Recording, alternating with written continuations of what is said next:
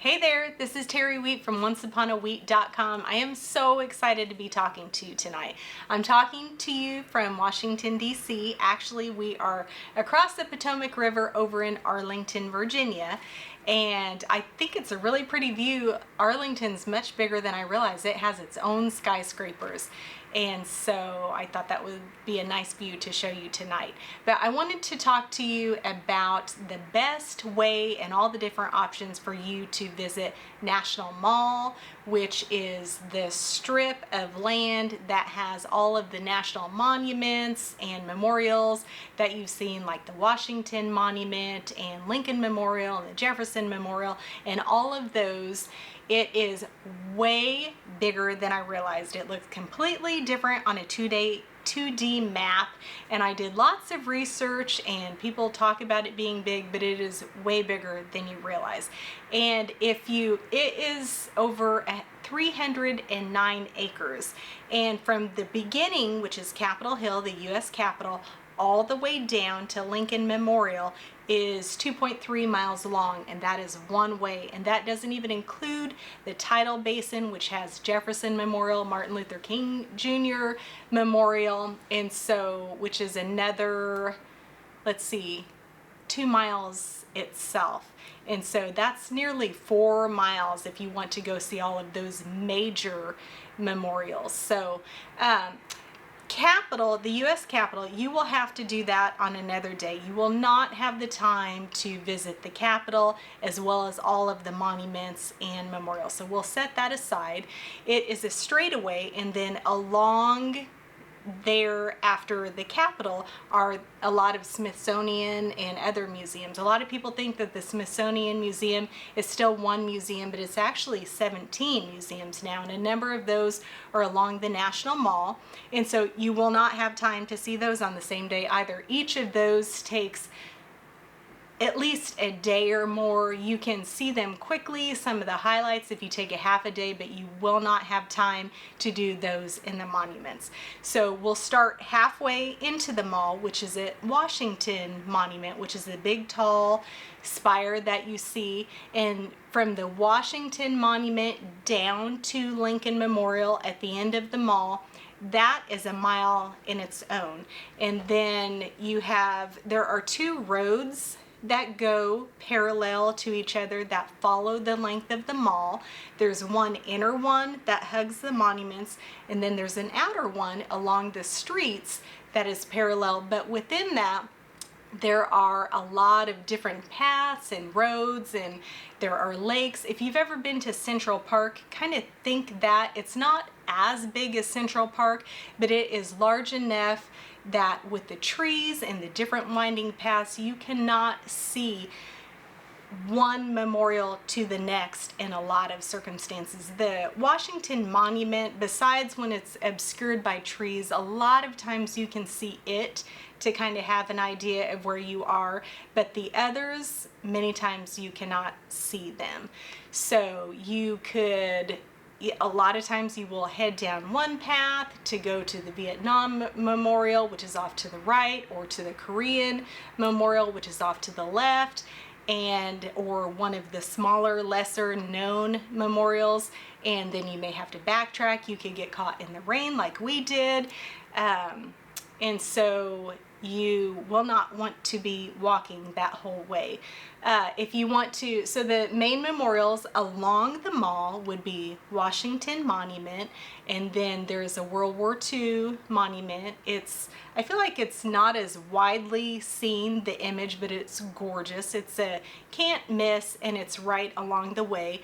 And then at the end you have Lincoln Memorial that everyone has seen. To the right, again, you have the Vietnam Wall Memorial. To the left, you have the Korean Memorial, which is another can't miss.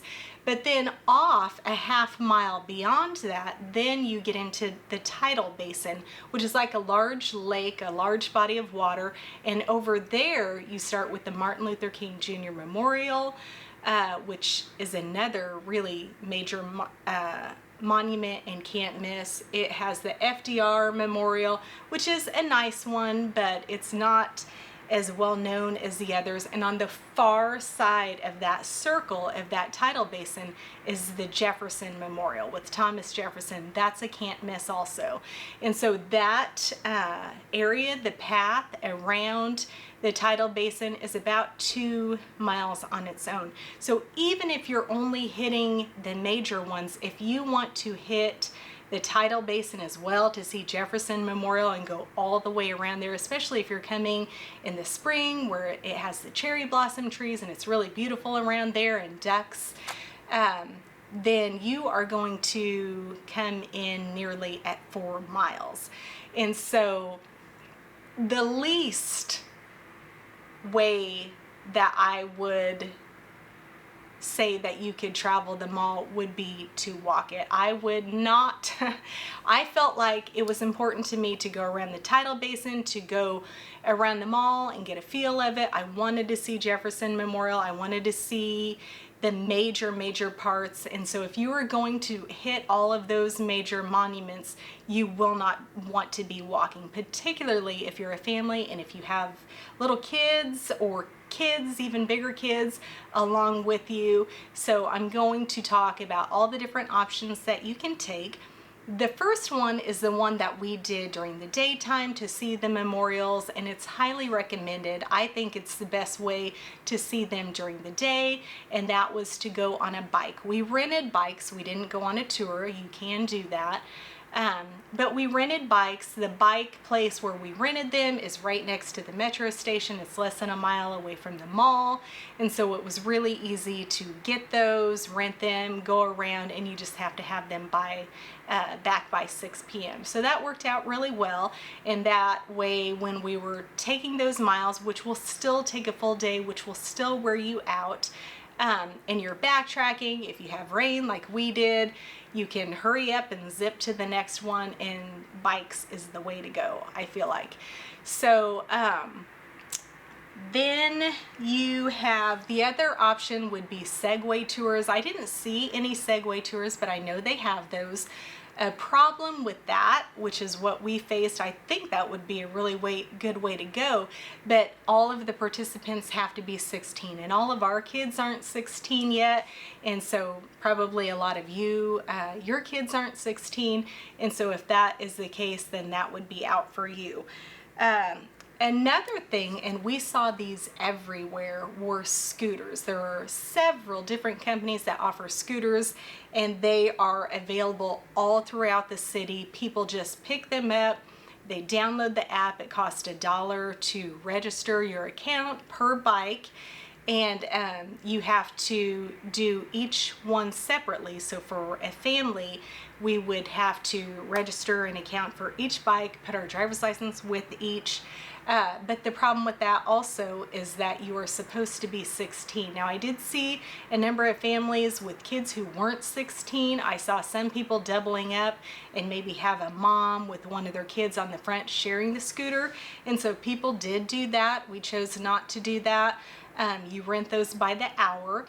And that is another way to see the monuments. It's an electric scooter. The only kind I've been on are the kind that you kick and you handle physically, but these are electric scooters. So I will say, I don't know, I've never been on an electric scooter, but I don't know if there is a learning curve to it, but I did see 2 adults wipe out big time on them. One of them was after a rain where it was kind of wet and slippery, and then the second one was a lady who at nighttime was trying to go up a sidewalk slant up on the curb to get on the sidewalk, and they had big crashes. So that's something to consider, but I think that would be a good way. There are several different brands, and some of them didn't work too well. Their apps were not very intuitive, and so that's something you'll have to look for. And it's just haphazard the way people have left them. So sometimes you'll see one scooter, you may see 5 more a block away from all different companies. So it's kind of haphazard, but you will see those everywhere. And as many as you need, you will be able to find if that is the way that you want to go. The other option that you could do, especially if you have strollers or if you have kids who are too small to maybe ride a bike, or if you have physical limitations that do not allow you to bike ride, or if you have someone in a wheelchair or things like that, you could take a bus tour. And I highly recommend that. We did that for a night visit of the monuments, and I really recommend the way we did it. We took not only a nighttime visit of the monuments, but we also wanted to do it during the daytime. So there are certain monuments that are so much better. They're beautiful night and day, all of them, but there are some that are better during the nighttime, and there are some that are more magnificent during the daytime. And so I recommend, if possible, that you see them both ways, because they're amazing and different enough to do that. So we took the night tour.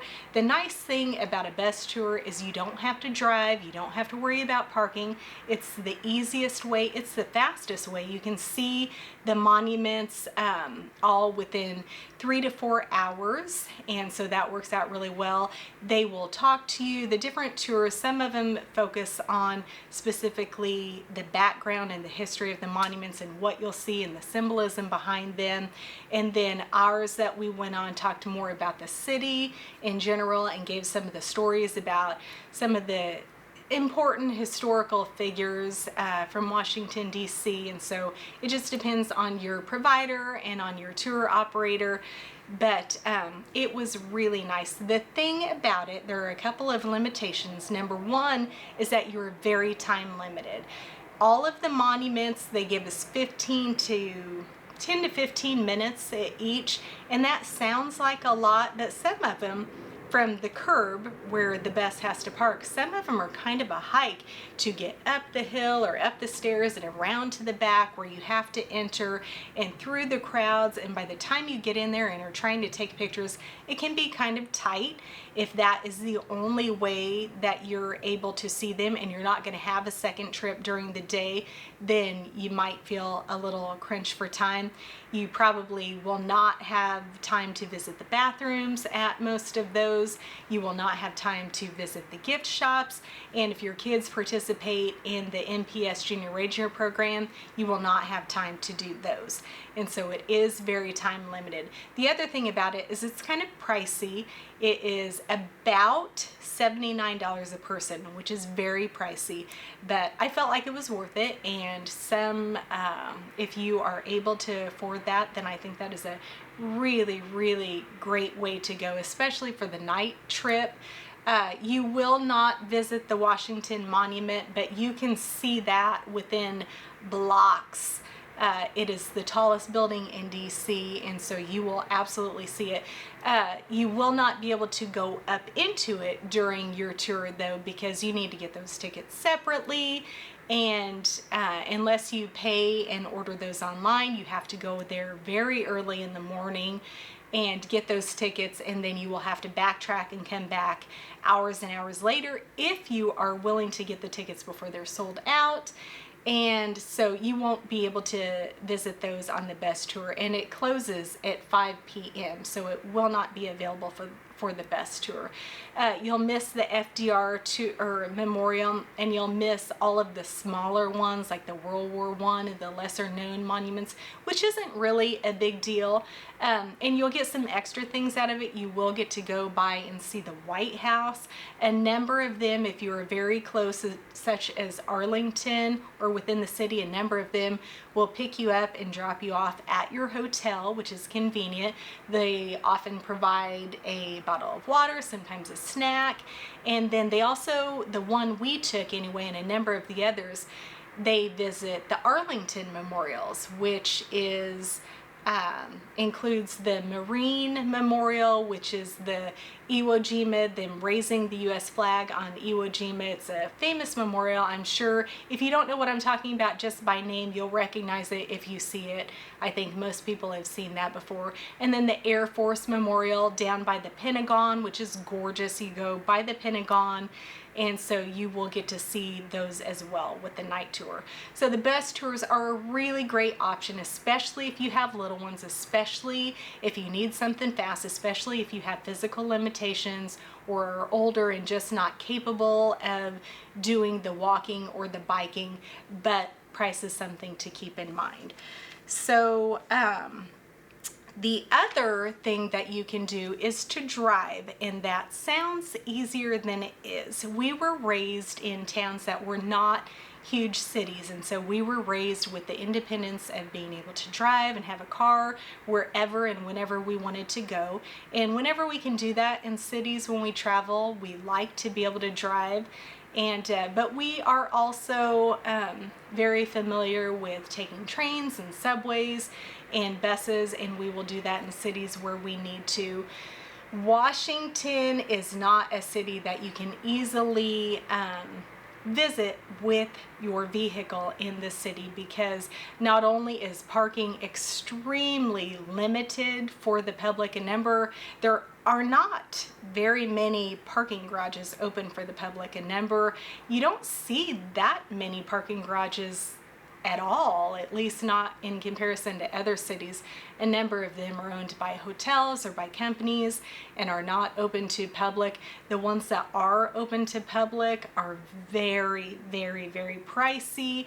And another problem is that a lot of them close at 5 p.m. and you will not be able to get your vehicle and leave after 5 p.m. It is locked down. There is no one there, and your vehicle will be locked up for the night. So you will not have access to that if you don't make it. And all of the museums pretty much close at 5:30 or after. And so by the time you stay at the museums, by the time you do supper, you're going to be, everything takes a lot of walking, a lot of time in the city, and you're going to be here until after 5.